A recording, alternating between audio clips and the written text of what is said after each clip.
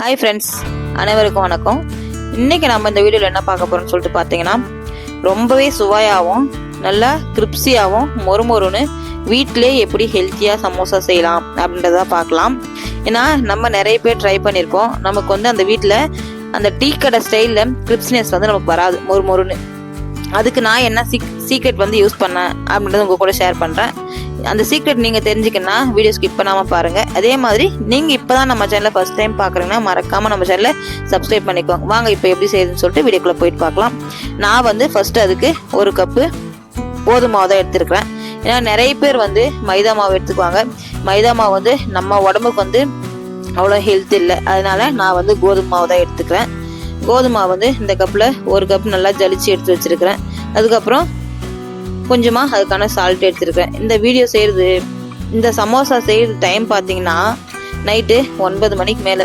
ஏன்னா எங்கள் வீட்டு வாண்டு ஒன்று திடீர்னு சமோசா சாப்பிட்ணுன்ற ஆசை வந்துச்சு அப்படின்னு சொல்லிட்டு கேட்டான். சரி செய்யலாம் அப்படின்னு சொல்லிட்டு ஸ்டார்ட் பண்ணேன். சரி அதே உங்கள் கூட ஷேர் பண்ணலாம் அப்படின்னு சொல்லிட்டு தான் இந்த வீடியோ எடுத்துருக்கிறேன்.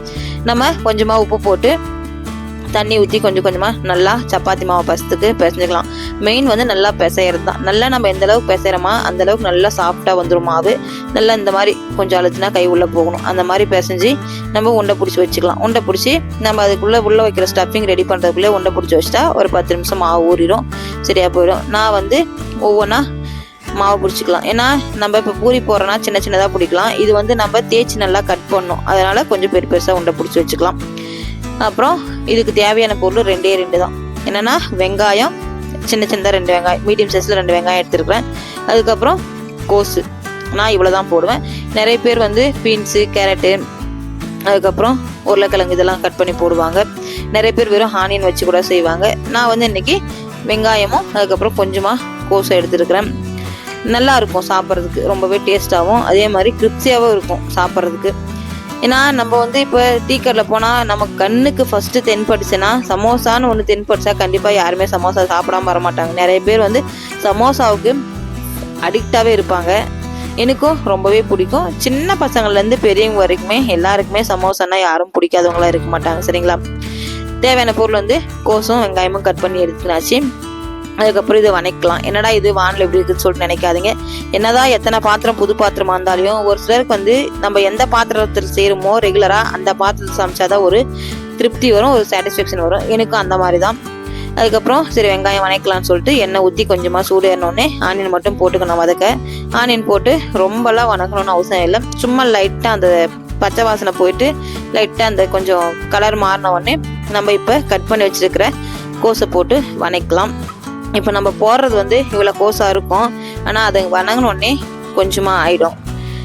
கோஸை போட்டு நல்லா ஒரு 2 நிமிஷம் கிள்ளி விட்டாவே வச்சுக்கோங்க. அந்த தண்ணியெல்லாம் நல்லா, கோஸ் வந்து நார் சத்து உள்ளது, அந்த தண்ணி ஃபுல்லாக நம்மளுக்கு தண்ணி விட்டு அது நல்லா வேக ஆரம்பிச்சிடும். ஒரு 5 நிமிஷம் நம்ம கண்டினியூஸாக நல்லா ஃபுல் அனல் வச்சு வணக்கணும்னா சூப்பராக ரெடி ஆகிடும். இப்போ இந்த வெங்காயம் கோஸும் நல்லா புரட்டி போட்டு வணக்கலாம்.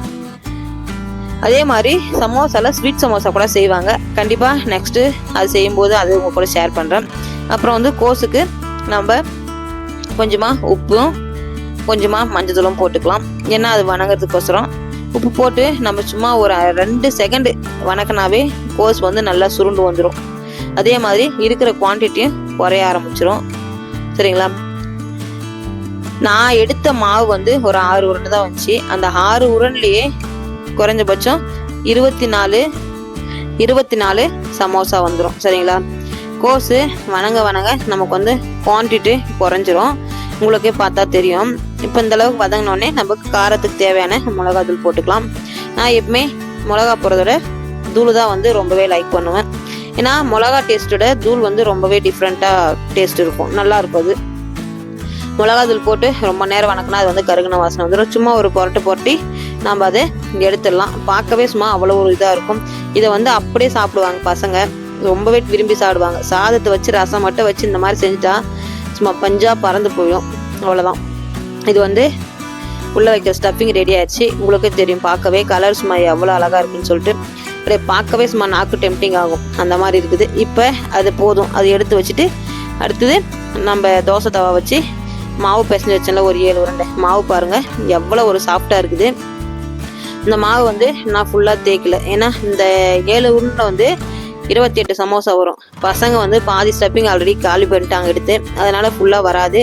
அதனால என்ன பண்ணலான்னு சொல்லிட்டு பார்த்தா ஒரு 5 மட்டும் தேய்ச்சிக்கலாம். 5 மாவு தேய்ச்சாவே 5 உருண்டை தேய்ச்சாவே நமக்கு 20 சமோசா வந்துடும். ஏன்னா ஒரு உருண்டையில் வந்து 4 ஷீட் கட் பண்ணலாம். அதே மாதிரி ஷீட் கூட நான் வந்து கடையில் வாங்க மாட்டேன். எப்பவுமே இந்த மாதிரி தான் ப்ரிப்பேர் பண்ணுவேன். எதுவுமே நம்ம வந்து ஹெல்த்தியாக செஞ்சு சாப்பிட பழக்கணும். இப்போ இருக்கிற உலகத்தில் வந்து நிறைய பேர் செய்ய சோம்பேறித்தனம் பட்டுன்னு டக்குன்னு காசை கொடுத்தமா வாங்கிக்கணுமான்றாங்க. நம்ம உடம்ப நம்ம தான் காப்பாற்றிக்கணும். அப்புறம் சரின்னு சொல்லிட்டு ஒவ்வொன்றா தேய்ச்சி அப்படியே போட்டு எடுத்துடலாம் அப்படின்னு சொல்லிட்டு அப்படியே தேய்ச்சி அப்படியே போட்டு எடுக்க ஆரம்பிச்சிட்டேன்.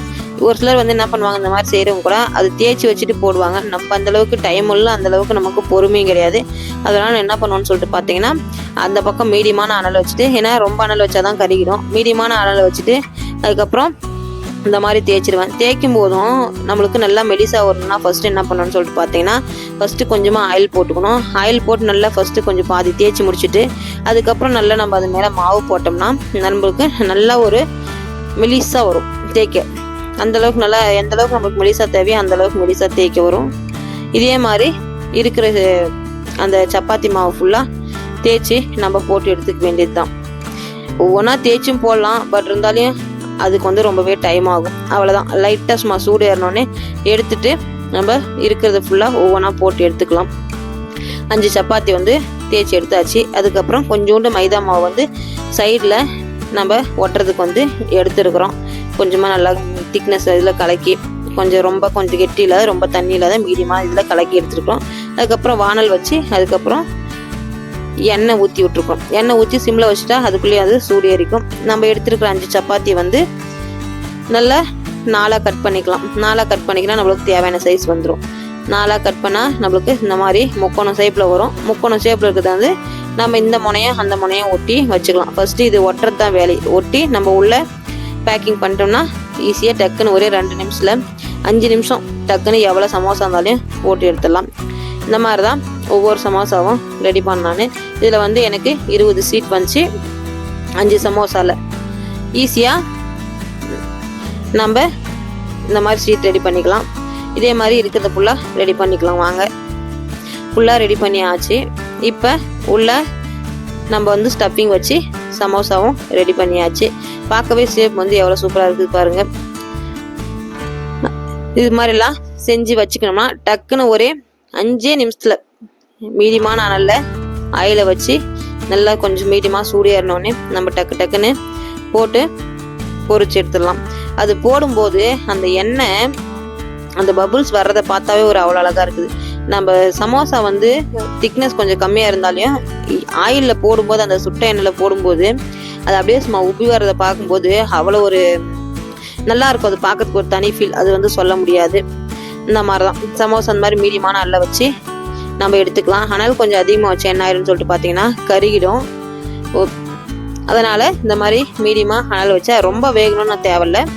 நல்லா மீடியமான அனலில் வச்சாவே இந்த மாதிரி நல்லா கிரிப்ஸியாக ரெடி ஆயிரும். பாருங்கள், நான் கொஞ்சம் உடச்சி காமிக்கிறேன். எந்த அளவுக்கு கிரிப்ஸியாக இருந்தால் மட்டும்தான், நல்லா கிரிப்ஸியாக இருந்தால் மட்டும்தான் இப்படி நுணுக்குனா அது வந்து நல்லா நுணுங்கும். சரிங்களா? நம்மளுக்கு வசவசன்னு இருந்தால் அது வந்து நுணுங்காது. இந்த மாதிரி தான் இருக்கிற சமோசா ஃபுல்லாக நம்ம போட்டு எடுத்துடலாம். பார்க்கவே சும்மா அப்படியே கலரை பார்க்கும்போதே டெம்டிங்காக இருக்குது. எவ்வளோ தான் கொடுத்தாலும் நம்ம சாப்பிட்னே இருக்கலாம் அப்படின்ற ஒரு ஃபீலு. செய்யவே நம்ம பக்கம் இருக்கிற பசங்க வந்து ஆட்டையை போட்டாங்க கொஞ்சம். பட் இருந்தாலும் அவங்களுக்கோசரம் தான் செஞ்சுது, அவங்களுக்கு முன்னிருந்தா எல்லாமே. ஏன்னா நம்ம மைதா மாவில் செய்யறதோட இதில் கோதுமை மாவில் செஞ்சால் ரொம்பவே ஹெல்த்தியாக இருக்கும். அப்படின்றதுனால நான் எப்பவுமே எது ஒன்று செய்யினாலும் கோதுமை தான் ப்ரிப்பேர் பண்ணுவேன். அதே மாதிரி உங்களுக்கு சமோசா பிடிக்குமா அப்படின்றதையும் மறக்காமல் ஷேர் பண்ணுங்கள். உங்களுக்கு சமோசா நல்லா கிரிப்ஸியாக வரணும்னா நல்லா லைட்டாக சப்பாத்தி வந்து சூடு பண்ணி மெலிசாக தேய்ச்சி சூடு பண்ணி போட்டு பாருங்கள், சூப்பராக கிரிப்ஸியாக வரும். பாருங்கள், நல்லா சும்மா தட்டில் போட்டால் நொடுக்குன்னு சவுண்ட் வரும். அந்த மாதிரி இருக்கும். நல்லா நுணுக்குனாவும் நுணுங்கும். சரிங்களா? அதே மாதிரி இந்த வீடியோ பிடிச்சிருந்தா மறக்காமல் நம்ம சேனலை சப்ஸ்கிரைப் பண்ணிக்கோங்க. மேலே இருக்கிற லைக் பட்டனை வந்து லைக் பண்ணிக்கோங்க. ஃபேமிலி அண்ட் ஃப்ரெண்ட்ஸுக்கு ஷேர் பண்ணுங்கள். கண்டிப்பாக அடுத்து ஒரு நல்ல வீடியோட பார்க்கலாம்.